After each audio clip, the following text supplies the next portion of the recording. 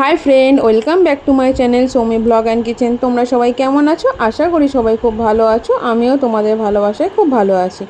আবারও চলে এলাম তোমাদের কাছে একটা রেসিপি শেয়ার করতে। সেটা হলো মুচমুচে আলুর পকোড়া।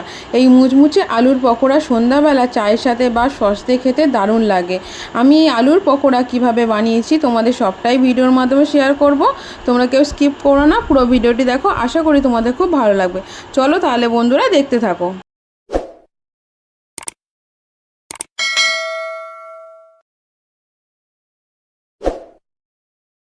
এখানে দেখো তিনটে মিডিয়াম সাইজ আলু নিয়েছি। আলুগুলো খোসা ছাড়িয়ে নিয়েছি। এবার আলুগুলো আমি একটা গ্রেটার নিয়েছি, গ্রেট করে নেবো। দেখো এইভাবে আলুগুলো একটা গ্রেটার সাহায্যে গ্রেট করে নিচ্ছি।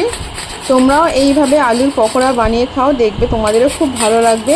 কোনো নতুন বন্ধু যদি আমার রেসিপিটা দেখে থাকো, আমার চ্যানেলটি সাবস্ক্রাইব করে পাশে থাকো। পাশে থাকা বেল আইকনটা ক্লিক করে রাখো আর নোটিফিকেশানটা অল করে রাখো, তাহলে আমি যখনই ভিডিও ছাড়বো তোমাদের কাছে পৌঁছে যাবে।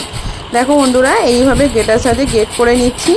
রেসিপিটা যদি ভালো লেগে থাকে তাহলে একটু লাইক কমেন্ট করে দিও, চাইলে শেয়ারও করতে পারো। দেখো এইভাবে আলুটা গ্রেট করে নিচ্ছি। দেখো এইরকম হবে।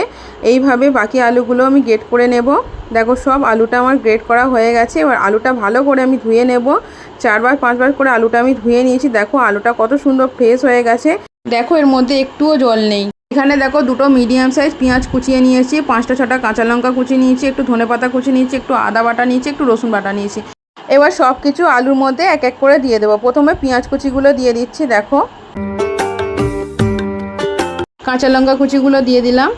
আর বন্ধুরা, তোমাদের যদি রেসিপিটা ভালো লেগে থাকে তাহলে একটু লাইক কমেন্ট করে দিও।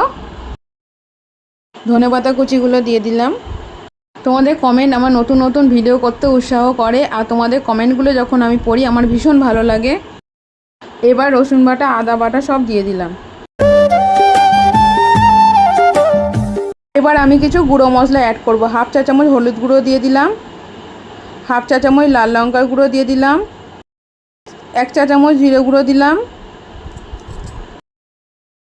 1 চা চামচ ধনে গুঁড়ো দিলাম, 1/2 চা চামচ গরম মশলা গুঁড়ো দিলাম, পরিমাণ মতো নুন দিয়ে দিলাম। এবার আমি একটু কর্নফ্লোর অ্যাড করব। তোমরা চাইলে চালের গুঁড়ো দিতে পারো। দেখো 3 চামচ কর্নফ্লোর অ্যাড করে দিচ্ছি। কর্নফ্লোর দিলে পকোড়াগুলো একটু মুচমুচে হবে, তাই কর্নফ্লোরটা দিচ্ছি। তোমরা চাইলে চালের গুঁড়োও দিতে পারো। দেখো 3 চামচ কর্নফ্লোর দিয়ে দিলাম। সব কিছু ভালো করে মিশিয়ে নেব। দেখো এইভাবে হাতের সাহায্যে ভালো করে চটকে চটকে সব কিছু মেখে নেব। আমি এখানে জল ব্যবহার করব না। আলু পেঁয়াজ থেকে যে জলটা বেরোবে তাতেই আমার হয়ে যাবে। তোমরা জানো আলু পেঁয়াজের মধ্যে নুন দিয়ে চটকালে একটু জল জল ভাব বেরোয়, আমার ওতেই হয়ে যাবে। দেখো সব কিছু আমি ভালো করে মেখে নিয়েছি। দেখো কেমন জল জল ভাব চলে এসেছে। এবার আমি বেসন দেব আর মাখতে থাকবো। এখানে দেখো 150 গ্রাম বেসন নিয়েছি। বেসনটা আমি অল্প অল্প করে দেব আর মাখতে থাকবো, আমি একেবারে দেব না। যদিও আমার বেসনটা সবটাই লেগে গিয়েছিল। আর এইভাবে অল্প অল্প করে দেব আর মাখতে থাকবো। একটু আমি জল ব্যবহার করব না। তোমরাও এইভাবে করবে, দেখবে খেতে খুবই ভালো হবে। আর তোমরাও ঝটপট বানিয়ে নাও বাড়িতে থাকা সামান্য কিছু উপকরণ দিয়ে মুচমুচে আলুর পকোড়া। খেতে খুবই টেস্টি হয়েছিল। আমি ভিডিওটা তোমাদের সাথে পরে শেয়ার করছি, তাই তোমাদেরকে বলছি।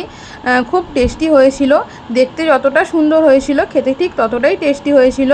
আর এইভাবে বানাও, তোমাদেরও খেতে খুব ভালো লাগবে। আর সন্ধ্যাবেলা চায়ের সাথে তো জমে যাবে। আর তোমরা সস দিয়েও খেতে পারো, টমেটো সস দিয়ে। দেখো মাখা আমার কমপ্লিট হয়ে গেছে। দেখো আমি একবারে কিছুক্ষণ আমি রেখে দেবো। আমি 30 মিনিটের মতো রেখে দেবো, তারপর আমি ফ্রাই করব। দেখো 30 মিনিট পর ফিরে এলাম। কড়াই বসিয়ে দিয়েছি, কড়াই গরম হয়ে গেছে। কড়াইতে রিফাইন তেল দিয়ে দিলাম। বন্ধুরা, তোমাদের কাছে একটাই অনুরোধ, তোমরা কেউ স্কিপ করো না, পুরো ভিডিওটি দেখো। তেল গরম হয়ে গেছে। আর গরম তেলের মধ্যে পকোড়াগুলো দেখো এক এক করে দিয়ে দিচ্ছি। এইভাবে এক এক করে পকোড়াগুলো আস্তে আস্তে তেলের মধ্যে দিয়ে দেবো। সাইজটা আমি খুব বেশি বড়ও করিনি আর খুব বেশি ছোটও করিনি, মিডিয়াম সাইজ করেছি। আর তোমরা তোমাদের ইচ্ছা মতন সাইজটা করো। দেখো এইভাবে আস্তে আস্তে গরম তেলের মধ্যে পকোড়াগুলো সব দিয়ে দিলাম। আর বন্ধুরা, রেসিপিটা যদি ভালো লেগে থাকে তাহলে বন্ধু বান্ধবদের মধ্যে একটু শেয়ার করে দিও। এবার আমি পকোড়াগুলো আস্তে আস্তে নেড়ে ছেড়ে লাল লাল করে ভেজে নেব। তোমরা যদি এইভাবে মুচমুচে আলুর পকোড়া কোনো দিন না বানিয়ে থাকো তাহলে বন্ধুরা একবার বানিয়ে দেখো। আশা করি তোমাদের খেতে খুব ভালো লাগবে আর খুবই টেস্টি হয়েছিল। দেখো এই পকোড়াগুলো ভাজা আমার হয়ে গেছে। কত সুন্দর হয়েছে দেখতে। দেখো এই পকোড়াগুলো এবার আমি তুলে নিচ্ছি। দেখো একটা জায়গায় তুলে নিচ্ছি। এইভাবে বাকি পকোড়াগুলো আমি ভেজে নেব। দেখো একইভাবে তেলের মধ্যে বাকি পকোড়াগুলো দিয়ে দিচ্ছি।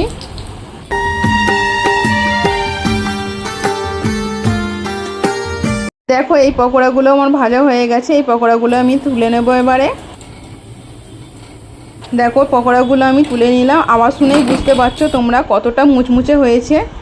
সব পকোড়া ভাজা আমার কমপ্লিট হয়ে গেছে। এই মুচমুচে আলুর পকোড়া রেসিপিটা তোমাদের কেমন লাগলো অবশ্যই আমাকে কমেন্ট করে জানিও, আর ভালো লাগলে লাইক কমেন্ট করে দিও। দেখো এখানে স্যালাডটা সসের সাথে সার্ভ করে নিয়েছি। আজকে ভিডিওটা আমি এখানেই শেষ করছি। সবাই খুব ভালো থেকো, সাবধানে থেকো, টাটা।